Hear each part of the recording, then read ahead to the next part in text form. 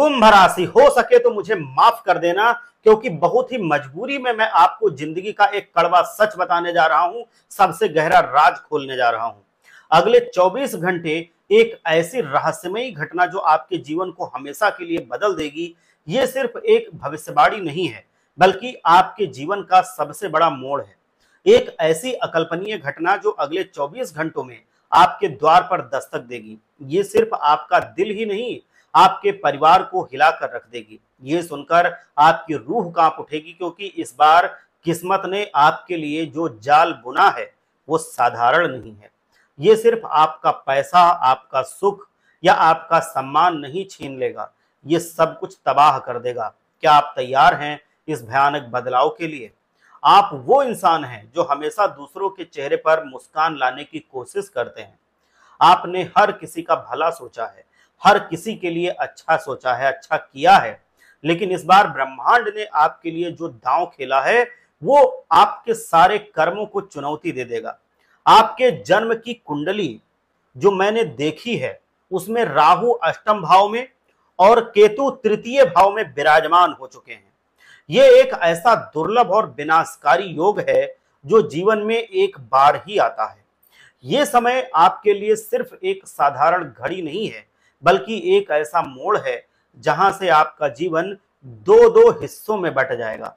एक हिस्सा होगा जो आप जीते आ रहे थे और दूसरा हिस्सा होगा जो अब शुरू होने वाला है। अगले 24 घंटों की तरह ये साधारण नहीं रहेगा। ये समय आपको हर कदम पर, हर पल पर एक एक चीज का ध्यान रखने के लिए मजबूर कर देगा। चाहे वो आपके जीवन की सबसे छोटी चीज हो या सबसे बड़ी चीज हो, मुसीबतें कहीं से भी आ सकती हैं, कभी भी आ सकती हैं। ये एक ऐसा युद्ध होगा जो अदृश्य दुश्मनों के खिलाफ लड़ा जाएगा। इस वीडियो को अंत तक ध्यान से देख लेना, क्योंकि इसमें हर उस खतरे के बारे में मैंने बताया है जो आपके सामने आएगा, और हर उस उपाय के बारे में भी मैं बताऊंगा जो आपको इस युद्ध में विजयी बनाएगा। जीवन का सबसे बड़ा सबक आपको मिलेगा इस वीडियो में।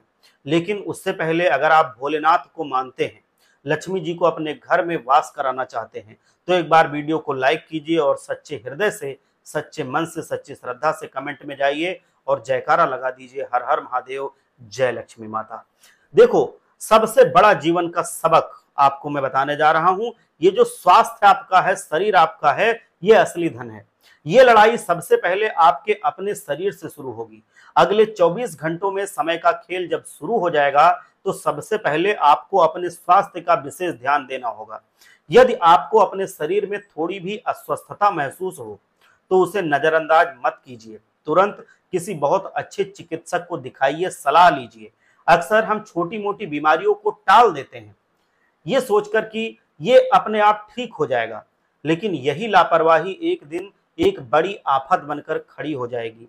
ये आफत न सिर्फ आपके शरीर को कमजोर करेगी, बल्कि आपकी जेब पर भी भारी पड़ेगी। आपको दूर दराज के शहरों के अस्पतालों में भागना पड़ेगा, अपनी गाढ़ी कमाई को पानी की तरह बहाना पड़ेगा। इसीलिए इन परेशानियों से बचने के लिए अपने स्वास्थ्य को पूरी तरह से ध्यान रखें। अपने स्वास्थ्य के साथ साथ अपने परिवार के सदस्यों की सेहत का भी विशेष ध्यान रखिए, खासकर अपने बुजुर्गों का, अपने बच्चों का। उनकी सेहत में अचानक उतार चढ़ाव आने की संभावना दिख रही है, जिसके लिए आपको आधी रात भी अस्पताल भागना पड़ सकता है। इसीलिए यदि उन्हें थोड़ी भी दिक्कत हो तो तुरंत डॉक्टर को दिखाएं, उनके पास ले जाएं। जीवन का कोई भरोसा नहीं है, इसीलिए समय रहते ही सतर्क हो जाइए और उचित इलाज शुरू करवा दीजिए। ये समय आपके लिए एक चेतावनी है कि स्वास्थ्य ही आपका सबसे बड़ा धन है। झूठ की नींव पर जो रिश्ते होंगे वो भी अब नहीं टिकेंगे। ये समय आपको रिश्तों की सच्चाई भी सिखाएगा।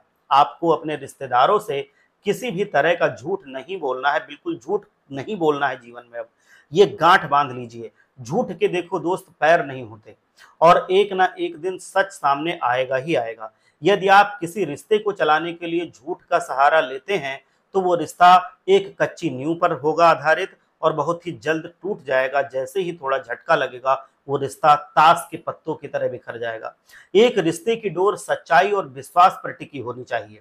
यदि आप अपने मन में किसी भी प्रकार का डर या भय पाल रहे हैं तो उसे तुरंत दूर कर दीजिए। ये समय आपके लिए बहुत बुरा चल रहा है और कहा जाता है कि जब समय बहुत खराब होता है तो ऊंट पर बैठे इंसान को भी चींटी या कुत्ता काट लेता है। ठीक इसी तरह से यदि आपके गृह दशा इस समय बहुत उथल पुथल मचा रहे हैं तो थोड़ा सा संभल जाइए। ये मुश्किल भरा दौर होगा, लेकिन अगर आप इसको पार कर लेंगे होशियारी से तो फिर आपके जीवन में खुशियां भी आएंगी। समय का तमाशा है।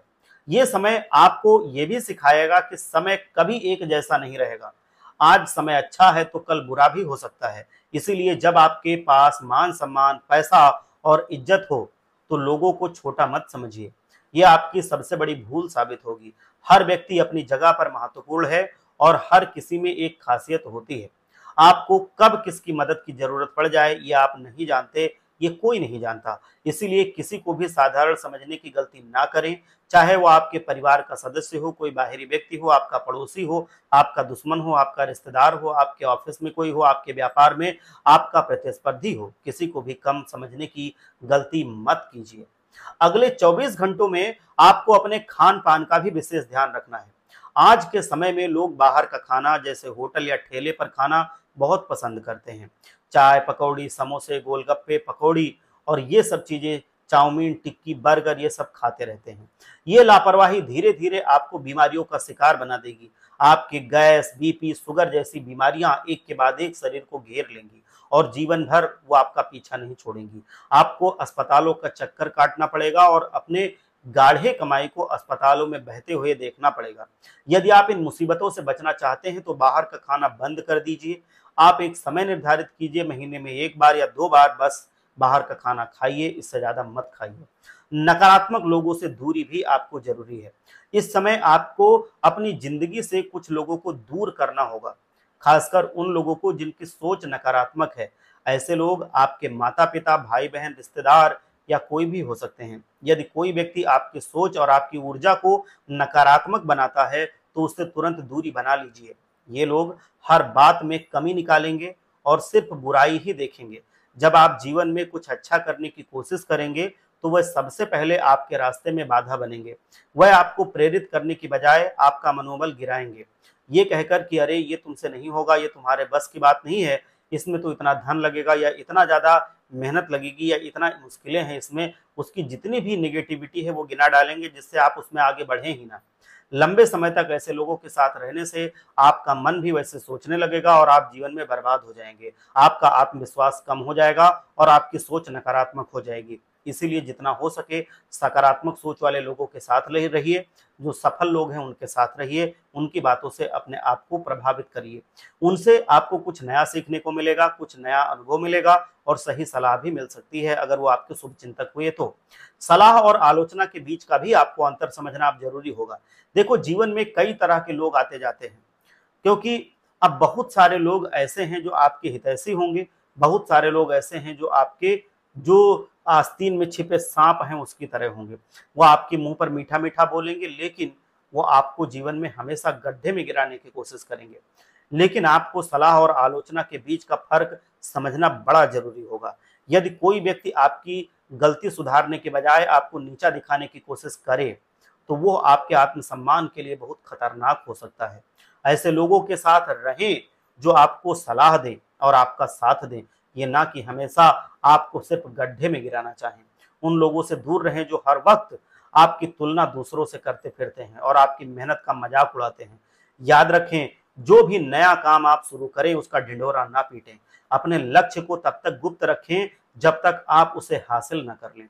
मंदिर की दहलीज का सम्मान करें। अगले 24 घंटों में घर से बाहर निकलने से पहले अपने घर के मंदिर में हाथ जोड़ करके नतमस्तक होकर अपने कुलदेवता कुलदेवी को स्मरण करके ही बाहर निकले। ये एक आदत बना लीजिए, क्योंकि यह आपके जीवन को बेहतर बनाएगी। पुराने समय में लोग घर की दहलीज पर माथा टेक कर जाया करते थे, क्योंकि उस समय घर को मंदिर से लोग कम नहीं समझते थे। घर में हमारे परिवार के सदस्य, हमारे देवी देवता और हमारे पितृ निवास करते हैं, वहीं कुल देवी कुल देवता भी रहते हैं। घर सकारात्मक ऊर्जाओं का भंडार होता है। यह भी माना जाता है कि भगवान को खुश करने से पहले अपने माता पिता को, कुलदेवी कुलदेवता को खुश करने की जरूरत होती है। अगर वह खुश रहेंगे तो भगवान स्वयं खुश रहेंगे। ये समय आपको ये भी सिखाएगा कि किसी भी व्यक्ति पर किसी भी काम के लिए दबाव नहीं डालना चाहिए, चाहे वो आपकी संतान ही क्यों ना हो। दबाव इंसान को पीड़ा देता है। और उसे बेचैन भी कर देता है। यदि आप किसी व्यक्ति को किसी ऐसे काम में जबरदस्ती डाल रहे हैं जिसमें वो अच्छा नहीं है, तो उसकी मानसिक स्थिति खराब हो सकती है, वो चिड़चिड़ा हो सकता है, गुस्सैल हो सकता है। ये हमेशा याद रखिए कि जो भी होता है अच्छे के लिए होता है। यदि कोई इंसान छोटी-छोटी बातों पर आपसे रिश्ता तोड़ता है, तो उसे जाने दीजिए, छोड़ दीजिए, उसको आप जीवन में छोड़ के आगे बढ़िए। वो इंसान आपके लायक है ही नहीं, ऐसा सोचिए। रिश्तों को आज़ाद छोड़ दें।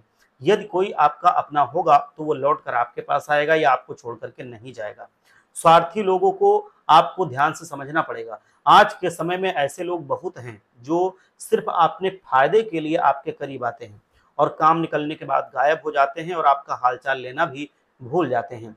ये लोग दूसरे की भावनाओं के साथ खेलते हैं और आपकी खुशियों का इस्तेमाल करते हैं। आपको ऐसे लोगों से सदा सर्वदा दूर रहना है। साथ ही अपनी निजी बातों को किसी भी ऐसे व्यक्ति के साथ साझा नहीं करना है। आपकी पारिवारिक योजनाएँ, आपके व्यक्तिगत लक्ष्य, ये सब आपको इनसे शेयर नहीं करना है, मतलब इनसे साझा नहीं करना है। आपके पास कितनी संपत्ति है, ये उनको नहीं बताना है। आप आगे क्या करने वाले हैं, ये नहीं बताना है। आप कैसे अपना काम कर रहे हैं, ये नहीं बताना है। आपके बच्चे किस तरह से पढ़ाई कर रहे हैं, ये राज नहीं खोलना है। इसे महत्वपूर्ण तरीके से आप समझिए। इसे मूर्खतापूर्ण तरीके से लोगों के सामने जाहिर मत कीजिए। आप गलत लोगों का साथ पाकर अच्छा नहीं बन सकते, ये बात तो निश्चित रूप से मान लीजिए। यदि आप जीवन में आगे बढ़ना चाहते हैं, तो सबसे पहले अपनी संगति सुधार लीजिए। आज की जो युवा पीढ़ी है वो बहुत भटक रही है, मैं बार-बार देखता भी हूँ और लोग हमसे पूछते हैं, कहते भी हैं, अपने बच्चों के बारे में भी बताते हैं। बड़े शहरों में पढ़ाई करने जाते हैं और वहाँ के कल्चर में खो जाते हैं। वह ना सिर्फ अपने पैसों की बर्बादी करते हैं, बल्कि अपने शरीर और चरित्र को भी नुकसान पहुँचाते हैं। इसीलिए अपनी संगति पर विशेष ध्यान दीजिए। और आज के समय में किसी भी रिश्ते में पवित्रता बड़ी ज़रूरी है जो कम बची है। आपका शरीर कोई ऐसी चीज़ नहीं है जिसका कोई भी इस्तेमाल करके फेंक दे। आपको अपने चरित्र की पवित्रता को अपने दिल, परमात्मा और उस इंसान के सामने साबित करना है जिससे आप प्यार करते हैं, जिसके संबंध में आप हैं, जो आपका जीवन साथी है। वफादारी आज के ज़माने में दुर्लभ हो गई है। लोग धोखा देने से पहले आजकल सोचते तक नहीं हैं, सामने वाला किस हाल में है। लेकिन याद रखें, छल कपट से अंत में कुछ नहीं मिलता। यदि आपको मित्र बनाना ही है तो भगवान श्री कृष्ण को बनाइए। उन्होंने महाभारत में अर्जुन का साथ दिया था और वह आपका भी साथ देंगे। जो भी सच्चे मन से श्री कृष्ण को मित्र बनाता है, भगवान श्री कृष्ण मित्रवत व्यवहार करके उसकी हमेशा रक्षा करते हैं। तो सच्चे मन से एक बार कमेंट में जाइए, जय श्री कृष्णा जरूर लिखिए। घर की सकारात्मक ऊर्जा और ज्योतिषीय महत्व को जरूर समझिए। यदि आप अपने घर में रंगाई पुताई का काम करवा रहे हैं, तो वास्तु के नियमों का पूरी तरीके से ध्यान रखिए। कौन सा रंग सकारात्मक ऊर्जा लाएगा और कौन सा रंग नकारात्मक ऊर्जा लाएगा, ये जानना भी आपके लिए बड़ा जरूरी है। आप सिर्फ डिजाइन के चक्कर में ऐसी चीजें मत करिए जहां पे आपको कोई लाभ ना हो या फिर वास्तु खराब हो। अक्सर लोग डिजाइन के चक्कर में गलत के रंग घर के रंग गलत चुन लेते हैं और फिर घर में परेशानियां और बीमारियां आने लगती हैं। इन छोटी-छोटी गलतियों को नजरअंदाज मत कीजिए, नहीं तो फिर वास्तु दोष इतना हो जाएगा कि धीरे-धीरे करके आपके घर की बरकत खत्म ही हो जाएगी। बीमारियां ठीक नहीं होंगी, लोगों में लड़ाई झगड़े बने रहेंगे और फिर आपके जीवन में जो मुश्किलें हैं वो बढ़ती जाएंगी, जो खुशियां हैं वो खत्म होती जाएंगी। आज का दिन आपके लिए गहरी समझ और आंतरिक सलाह को लेकर के आएगा। परिवार के किसी बड़े की सलाह आपके लिए बहुत महत्वपूर्ण साबित हो सकती है। बच्चों की तरफ से कोई अच्छी खबर मिलेगी जिससे घर का माहौल खुशनुमा हो जाएगा। पैसों के मामले में स्थिरता बनी रहेगी और व्यापार में साझेदारों के साथ आपका तालमेल अच्छा रहेगा। किसी पारिवारिक कार्यक्रम में हिस्सा लेने का मौका मिलेगा जिससे आपके रिश्ते और भी मजबूत होंगे। अपनी भावनाओं को थोड़ा सा काबू में रखिए और सही दिशा में आगे बढ़िए। अगर आप इस बदलाव के लिए तैयार हैं तो आप हमें जरूर बताइए। आपके मन में अगर कोई प्रश्न होता है तो वो भी आप कमेंट में लिख के हमको बता सकते हैं। हम उसका भी समाधान आपको कमेंट में जवाब के जरिए जरूर देंगे। एक और छोटी सी बात है कि अगर आपके घर में आपको मुश्किलें अक्सर आती रहती हैं, मतलब ऐसा लगता है कि जैसे घर में लोग एक दूसरे से थोड़ा खुश नहीं हैं, झगड़ा लड़ाई करते हैं, या घर में रुपए पैसे की बरकत होना बंद हो गया है, या अब पहले जैसी कमाई नहीं रही, जो व्यापार था वो कम हो गया है, या जो भी आप काम करते थे वो कम हो गया है, तो इसका कारण हो सकता है कि शनिदेव जी महाराज आपसे थोड़ा सा रुष्ट हों। तो उसके लिए आपको मैं एक उपाय बता रहा हूँ, ये उपाय अगर आप कर लेंगे सच्चे हृदय से तो आपको जरूर शनिदेव जी महाराज आशीर्वाद देंगे और आपके जीवन में सफलता बनी रहेगी। उसके लिए आपको क्या करना है, शनिवार और मंगलवार के दिन आपको जो शनिदेव जी महाराज का मंदिर है वहां चले जाइए। अगर मंदिर नहीं है तो आप क्या करिए, शनिदेव जी महाराज की एक तस्वीर ले आइए, फोटो ले आइए और फोटो को ले जाके एक पीपल की जड़ के पास रख दीजिए। तो या तो वहां पर पीपल की जड़ के पास शनिदेव जी महाराज की फोटो रख के ये काम करना है, और या तो शनिदेव जी महाराज के मंदिर जाना है। वहां जा करके आपको शुद्ध सरसों का जो तेल होता है वो आपको अर्पित भी करना है शनिदेव जी महाराज जी को, और जो काला तिल होता है वो भी अर्पित करना है, और उसके साथ साथ शुद्ध सरसों के तेल का दीपक भी जलाना है। मंदिर में है तो मंदिर में भी, और अगर पीपल के पेड़ के नीचे जलाते हैं तो नीचे भी। ये आपको शनिवार और मंगलवार को जलाना है। ये आप ऐसा करेंगे तो उनका आशीर्वाद आपको मिलेगा। साथ ही साथ काले वस्त्र का आप दान कीजिए शनिवार के दिन, और काले कुत्ते को आप कुछ खिलाइए, रोटी खिलाइए, कुछ भी खिलाइए लेकिन खिलाइए। तो इससे शनिदेव जी महाराज बहुत ही प्रसन्न होंगे। साथ ही भगवान भोलेनाथ को भी प्रसन्न कीजिए। जब भगवान भोलेनाथ प्रसन्न होते हैं तो शनिदेव जी महाराज उस इंसान का बुरा नहीं करते हैं। तो ये बात भी आपको समझनी पड़ेगी। भगवान भोलेनाथ को भी प्रसन्न करिए। जब भी आप नहाएं तो उसके बाद आप भोलेनाथ को जल जरूर चढ़ाएं। वो जल बिल्कुल शुद्ध होना चाहिए, कोई भी अशुद्धि उसमें नहीं होनी चाहिए। जो पानी पीने योग्य हो वो पानी भगवान भोलेनाथ को चढ़ाइए, और उसमें आप अक्षत डालिए, जो चावल हो साबुत टूटे हुए ना हो उनको डालिए। आप उसमें एक आता है, ये क्या कहते हैं, बेल, बेल का फल वो अलग से चढ़ाइए, और बेल के जो पत्ते होते हैं, बेल पत्र, उसको आप उसमें डाल लीजिए। और उसके साथ साथ धतूरा आता है, धतूरा आपके आसपास लगा होगा कहीं, तो धतूरे का फल ये आप चढ़ाइए। और उसके साथ साथ बेर जो होती है, बेर, बेर भी उस पानी में डाल लीजिए। ये सब डाल करके आप भगवान भोलेनाथ को चढ़ाइए। और उसमें अगर एक चीज और मिल जाए, ये ज्यादा मिलती नहीं है इस वजह से मैं बताता नहीं हूँ, ये है जो एक वो होता है गांजा वांजा का जो पत्ती होती है, अफीम की ये जो पत्ती होती है, उसको अगर आप पा जाएं तो ये भगवान भोलेनाथ को बहुत पसंद होती है। तो ये भी आप उसमें डाल के चढ़ा दें। इससे भगवान भोलेनाथ बहुत पसंद करते हैं और इससे प्रसन्न होते हैं। तो फिर भगवान भोलेनाथ आपसे प्रसन्न रहेंगे। आपका जो भी घाटा हो रहा है वो खत्म हो जाएगा, घर में लड़ाई झगड़े खत्म हो जाएंगे, आपका काम में मन लगेगा, व्यापार भी आपका बढ़ता रहेगा। नौकरी नहीं लग रही है तो नौकरी लग जाएगी, बच्चों की तरक्की होगी, आपकी तरक्की होगी, घर परिवार का माहौल अच्छा रहेगा। भगवान भोलेनाथ आप सबका कल्याण करें। एक बार सच्चे हृदय से जयकारा लगा दीजिए। जय शनिदेव महाराज। हर हर महादेव।